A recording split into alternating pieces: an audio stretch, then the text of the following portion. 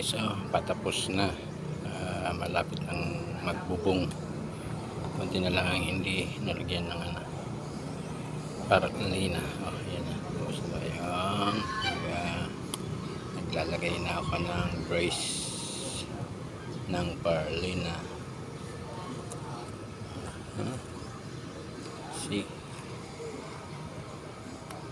Sana next week sana andito yung mga hihirap pang bubong para matakpan naman na tong sobrang init na kon bago kami mag full wheel dito sa mga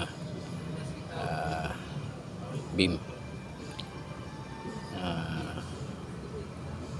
trusses, yung mga trusses para mabawasan naman ang init.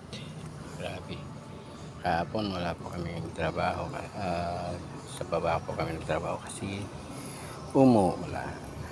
Okay guys, tubig muna tayo kasi sobrang init.